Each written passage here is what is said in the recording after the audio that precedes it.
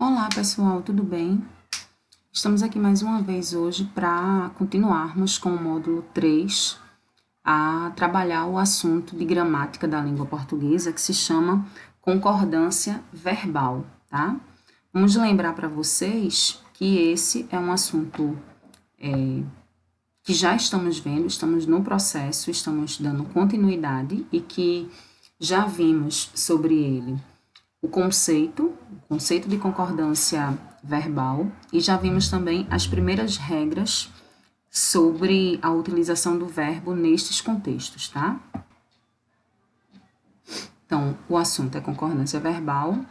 Na aula anterior, nós vimos a primeira regrinha, uma espécie de regra geral desse conteúdo, como se fazia a concordância com o verbo com o sujeito simples. E aí nós temos que o verbo concorda em número e pessoa, não interessando a posição em que ele se encontra na oração, seja no início, no meio ou no final dela. Nós vimos também como fazer a concordância do sujeito composto quando ele está antes do verbo, e aí a gente tem a possibilidade de o verbo ficar no plural, ou nós temos algumas dessas possibilidades aqui, em que o verbo poderia ficar no singular, e aí a explicação para o porquê disso também já foi dada no vídeo anterior. E vimos ainda como fazer a concordância com o sujeito composto que aparece após o verbo. Também vimos que há duas possibilidades, né? Uma em que o verbo vai obrigatoriamente para o plural, e a outra em que o verbo ele concorda com o núcleo mais próximo, tá? E aí há a possibilidade de nós termos um verbo colocado no singular, dependendo de como está constituído esse sujeito composto. Na aula de hoje, nós vamos dar continuidade, né, e ver o restante das regras que faltam. Lembrando que vocês já têm disponível esse material aí, que deve estar, inclusive, colocado no caderno para que vocês possam consultá-lo na hora de resolver as atividades sobre esse assunto, tá? Então, a próxima regrinha que nós temos, que é a regrinha de número 4, ela diz respeito a como fazer a concordância verbal quando o sujeito ele for coletivo. Aí, em primeiro lugar, a gente precisa entender o que é um sujeito coletivo. Assim como o substantivo coletivo, o sujeito coletivo é uma palavra que está no singular, porém, ela se refere a um grupo, ela se refere a um conjunto, tá? E aí, é possível que as pessoas, na hora de fazer a concordância, nesse caso, se confundam e tendam a concordar com a ideia que a palavra representa e não com a palavra em si. Então, vamos ver o exemplo. A gente tem aqui, a multidão aplaudiu o discurso. Para sujeito coletivo, a regra ela vai dizer que o verbo concorda com esse sujeito. Se ele é um sujeito que está escrito no singular, o verbo vai ficar no singular, tá? É possível que vocês já tenham ouvido alguém dizer, ou até mesmo que vocês já tenham falado, né? Nessa situação, a multidão aplaudiram o discurso. Por que isso acontece? Porque a tendência que nós temos é a tendência de achar que, como multidão, embora seja uma palavra no singular, ela se refere a um conjunto, ela se refere a um grupo, multidão são várias pessoas reunidas, então muita gente tem a tendência de colocar esse verbo no plural. E aí as pessoas falam, a multidão aplaudiram o discurso. Entretanto, essa construção, pela gramática normativa, ela é inadequada, tá? Uma vez que a concordância é feita com a palavra. Se a palavra multidão está no singular, o verbo fica no singular, que é o que nós vimos lá na primeira regrinha, tá? Uma outra possibilidade, né? O povo aplaudiu o discurso, e não o povo aplaudiram o discurso. Obviamente, há algumas observações pertinentes sobre essa regra, e a principal delas é a seguinte: o sujeito coletivo ele fica no singular, né? O verbo vai concordar com ele no singular.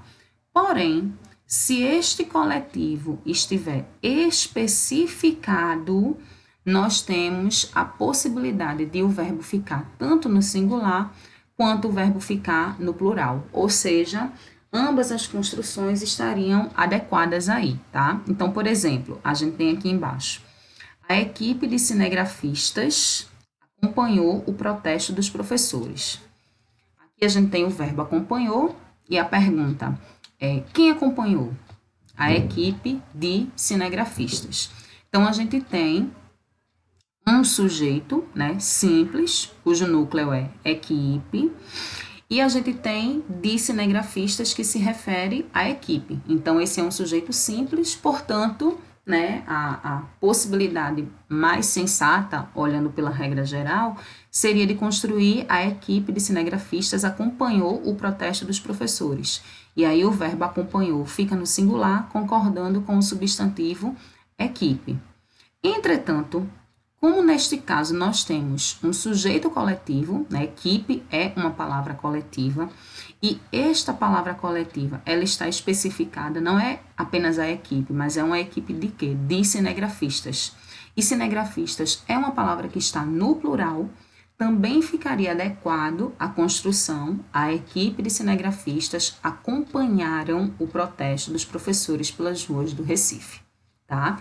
Então, quando o sujeito coletivo ele estiver especificado, aí nesse caso a gente tem a possibilidade, caso essa especificação esteja no plural, nós temos a possibilidade de colocar o verbo no singular, concordando com o sujeito coletivo que está no singular, ou colocar o verbo no plural, concordando com a especificação do sujeito coletivo que está no plural, tá?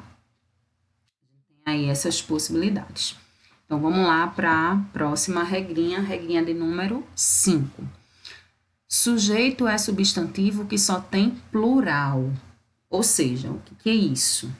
Sujeito, ele é formado, ele é construído por um substantivo que só é usado na sua versão plural, tá? Não existe a versão singular desse substantivo. Normalmente, esses substantivos que fazem parte aí dessa regra são substantivos que indicam nomes de lugares, normalmente, tá? Então, por exemplo, Estados Unidos. Estados Unidos nós sabemos que é um país, né? E aí não existe o país Estado Unido, só existe o país Estados Unidos. Nós temos aqui no Brasil um estado que se chama Minas Gerais. Não existe um lugar chamado Minas Geral, só existe um lugar chamado Minas Gerais. Nós temos um outro lugar que é um ponto turístico famoso mundialmente que se chama Alpes. Não existe Alpe, o lugar chamado Alpe. Então, esse substantivo só tem versão plural e aí a dúvida é como fazer a concordância verbal nesse caso, né? Como é que o verbo se comporta? Então, a gente tem duas possibilidades aí de concordância para esse tipo de situação. A primeira possibilidade é o seguinte, ó. Quando o sujeito é um substantivo usado somente no plural, há duas possibilidades. Primeiro, se o substantivo não vier precedido de artigo, então o verbo vai ficar no singular. Por exemplo, aqui embaixo, Estados Unidos é a maior potência econômica do mundo. Então, a gente tem o verbo ser, que é o é. Nós temos o sujeito Estados Unidos, que é uma palavra que designa um país, como já foi falado, e que só escreve no plural. Então, como aqui Estados Unidos não está acompanhado de artigo, lembrando que artigo nós temos o, a, os, as, uma, uns, umas. Isso já foi visto bem anteriormente, tá? Como é um sujeito com uma palavra que só é usada no plural e que não está precedida de artigo, obrigatoriamente o verbo fica no singular. Então, embora a gente tenha que Estados Unidos são duas palavras aí usadas no plural, o verbo vai ficar no singular, concordando com a ideia de que é um país, tá? Já que não tem aí o uso de artigo. Então, a gente vai colocar Estados Unidos é a maior potência econômica do mundo. Minas Gerais é um estado brasileiro. E assim sucessivamente, tá? E a outra possibilidade que nós temos de concordância para este caso é quando o sujeito o substantivo que só tem plural, ele é precedido de artigo. E aí, neste caso, o verbo obrigatoriamente fica no plural, tá? Então, a gente tem aqui o exemplo: as Minas Gerais possuem grandes paisagens naturais. O sujeito aqui é as Minas Gerais. Eu sei disso porque eu acho o verbo possuir e eu pergunto ao verbo o que ou quem. Então, quem possuem? E aí a resposta vai ser as Minas Gerais. Minas Gerais é um substantivo que só é usado no plural, mas está precedido de artigo, tá? E aí, portanto, esse artigo, ele obriga o verbo, neste caso, a ficar no plural. A gente teria as Minas Gerais possuem. Reparem, se eu tiro o as, que é o artigo, e se eu construo essa oração apenas com Minas Gerais, eu iria ter que colocar o verbo no singular. Minas Gerais possui grandes paisagens naturais, tá? Reparem que os artigos, nesse caso, eles precisam ficar no plural, tá? Embora a gente saiba que Minas Gerais designa um lugar, é singular, mas o artigo ele vai concordar com o nome que está no plural. Então, eu vou dizer as Minas Gerais. Ou eu diria no exemplo anterior, os Estados Unidos. E aí, nesse caso, seria são, né? Precedido de artigo, eu teria os Estados Unidos são a maior potência econômica do mundo, tá? Jamais, em hipótese alguma, eu poderia falar o Estados Unidos, ou eu poderia falar a Minas Gerais. Não, eu vou dizer os Estados Unidos e eu vou dizer as Minas Gerais, tá? Vamos lá, próxima regrinha. A regrinha de número 6, nós temos sujeito formado por expressões. Aí são algumas expressões, algumas possibilidades, mas tudo também de maneira muito tranquila, de maneira muito simples, tá? Em que, se a gente usar a lógica da regra geral e a lógica do sentido dessas expressões, a gente tem uma facilidade maior para fazer a concordância do verbo aí, tá? Então, a primeira expressão que nós temos aqui é a expressão um ou outro. Quando a gente tiver um sujeito formado por essa expressão, então o verbo ele vai concordar no singular com o sujeito. E isso é óbvio. Por quê? Vamos raciocinar aqui. Exemplo: um ou outro jogador merecia críticas.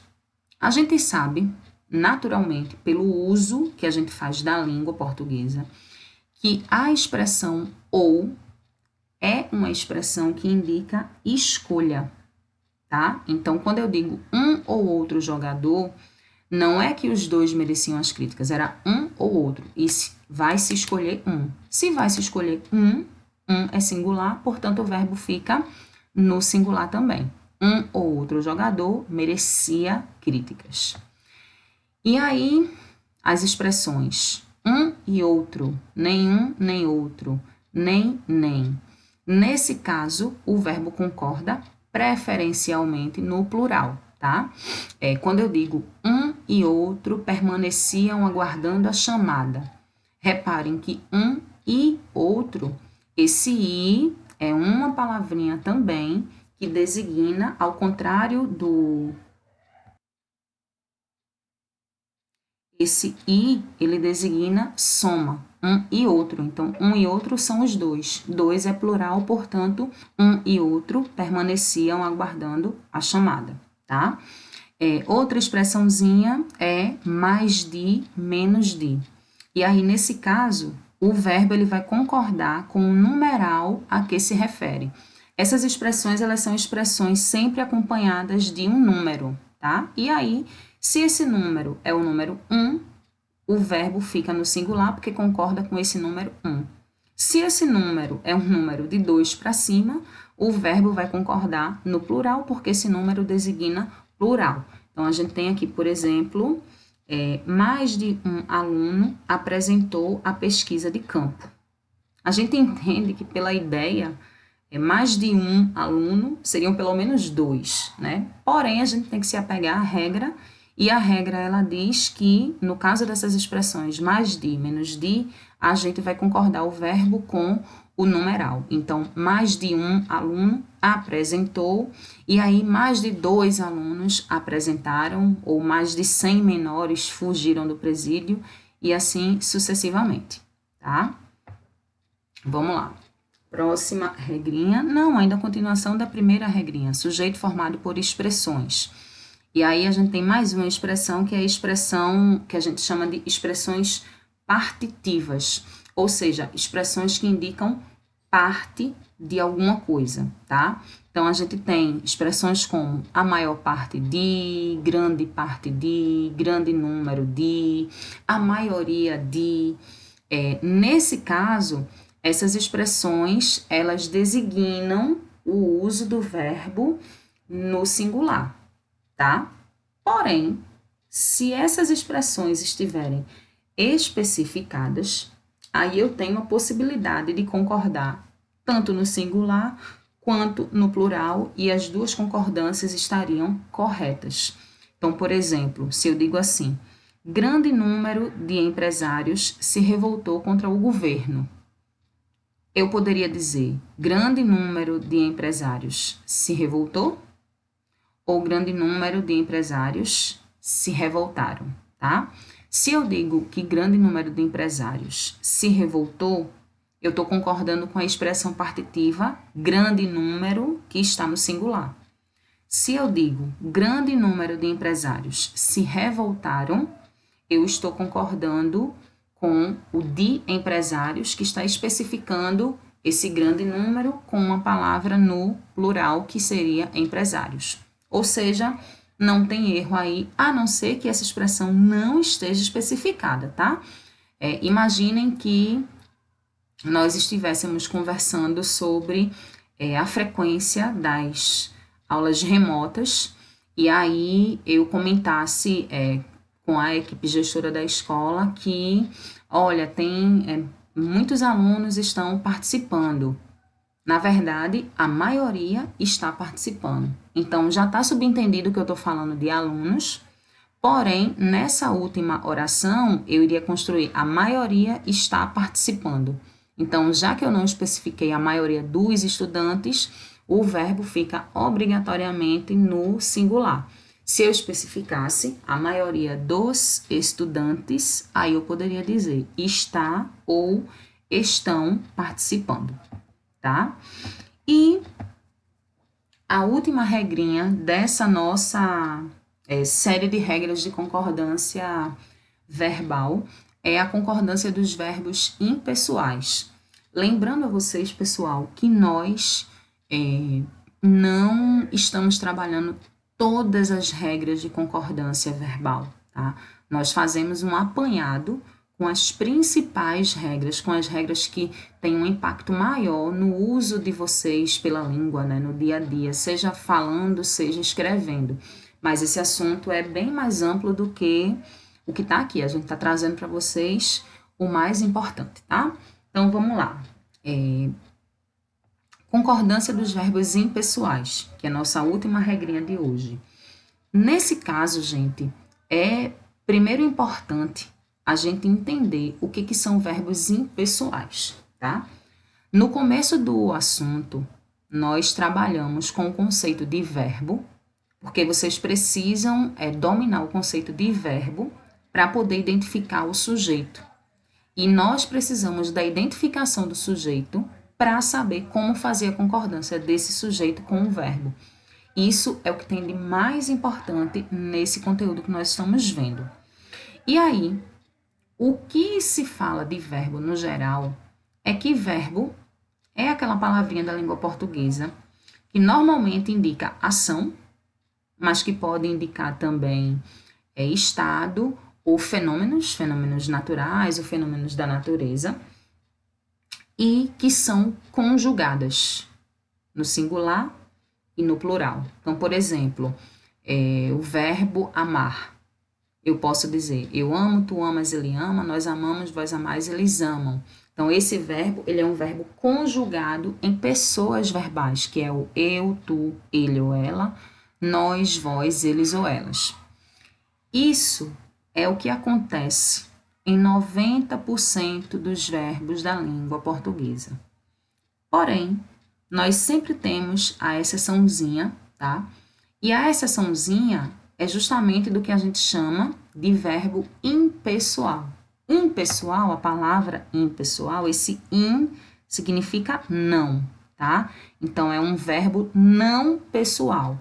Ou seja, esse verbo, ele não é conjugado em todas as pessoas. Eu, tu, ele, nós, vós, eles. Ele não é conjugado. E por ele não ser conjugado em todas as pessoas, ele só pode ser usado no singular. E ele só vai ser usado na terceira pessoa do singular, que é o ele ou ela, tá? Felizmente, poucos são os verbos que fazem parte dessa regrinha aí, tá? Desses poucos, nós destacamos alguns que eu queria mostrar para vocês aqui nos exemplos. Primeiro, o verbo haver, tá? A gente tem aqui. Havia 5 anos que moravam lá. Depois, o verbo fazer. Faz 2 meses que recebemos a carta. Aí a gente vai entender o seguinte, ó. Haver, neste caso aqui, significa existir. O haver, no sentido de existir, ele é um verbo impessoal e, portanto, ele sempre vai ser usado no singular. Eu não posso dizer haviam 5 anos que moravam lá. Eu não posso dizer faziam 2 meses que recebemos a carta, tá? O haver, ele também pode ser usado no sentido de tempo passado, tempo que já passou, tá? Nesse caso, o haver, ele também é usado na terceira pessoa do singular, porque ele também é impessoal. Aliás, é esse o exemplo que a gente tem aqui, ó. Havia 5 anos que moravam lá. Esse havia 5 anos, ele significa que já passaram-se 5 anos desde que as pessoas se mudaram para ali, para aquele lugar, tá? O haver no sentido de existir, eu posso dizer, há 3 alunos na sala de aula. Esse há, ele significa existir. Existem 3 alunos na sala de aula. E, portanto, o verbo haver nestes casos só pode ser usado na terceira pessoa do singular. Se usamos o verbo nesse caso no plural, ele está incorreto, tá? Mesma coisa acontece com o verbo fazer. Só que aí eu tenho que lembrar alguns detalhes. Primeiro, fazer, ele é um verbo que tem mais de um significado, tá? Eu posso ter o verbo fazer significando realização de atividade. Por exemplo, eu fiz todos os exercícios de português. Aí, nesse caso, ele é um verbo pessoal e ele segue as regrinhas normais que a gente viu até agora de concordância verbal. Porém, o verbo fazer, ele também pode significar tempo passado, assim como o verbo haver. Faz 2 meses que recebemos a carta, passaram-se 2 meses desde que recebemos a carta. E nesse caso aí, o verbo fazer, quando ele significa tempo passado, tempo decorrido, ele vai ser usado obrigatoriamente no singular, porque ele é um verbo impessoal, tá? E aí, mais uma observação é o seguinte: quando estes verbos, o haver e o fazer, haver no sentido de existir, o haver no sentido de tempo passado, e fazer no sentido de tempo passado, de tempo decorrido, quando eles estão acompanhados de outro verbo, junto deles, literalmente ao lado deles, que a gente chama de verbo auxiliar. Então, esse fica invariável na terceira pessoa do singular. Vamos ver o exemplo que fica mais claro. Devia haver 5 anos que não falávamos com Rita. Então, a gente tem o verbo haver aqui, que indica tempo passado, e ele está acompanhado pelo verbo dever, que a gente chama de verbo auxiliar. Aí, nesse caso, o verbo haver, ele não é conjugado de jeito nenhum, ele fica na sua forma invariável, ele não muda, e o verbo dever, que é o acompanhante, que é o auxiliar, ele é que vai ser conjugado no singular, porque isso aí é uma expressão, a gente chama de locução verbal, formada por verbo impessoal, então o singular é uso obrigatório, tá? E para encerrar, popularmente é comum usar o verbo ter como verbo impessoal no lugar de haver ou de existir, como por exemplo, tem 5 anos que moravam em Portugal, ao invés de há 5 anos ou havia 5 anos que moravam em Portugal. Lembrando-se que esse uso do verbo ter, ele é um uso informal, tá? A gramática normativa, ela não permite esse uso, mas na informalidade nós usamos isso, inclusive no dia a dia, quando estamos nos comunicando sem pensar muito no que a gente está falando, na construção do discurso que a gente está usando ali naquele momento, ok? Então, na informalidade, esse uso é uma possibilidade, mas na gramática normativa, isso aí não é permitido e, portanto, estaria inadequado, incorreto, enfim. Ok, pessoal, então essas são as 7 regrinhas que nós vimos de concordância verbal. Como eu disse para vocês, a gente não conseguiu contemplar todas as regras, porque de fato o nosso tempo não permite, porém a gente faz um apanhado daquelas regras que têm um maior impacto sobre vocês, né, que abarcam aí a maior parte desse assunto, e aí a gente trabalha isso de maneira teórica e também com as atividades que, aliás, vocês irão receber em seguida, tá? As próximas atividades serão justamente contemplando todas essas 7 regras que nós vimos entre esse vídeo e o vídeo anterior. E aí, qualquer dúvida, nós conversamos por rede social para que eu possa ajudar vocês, tá bom?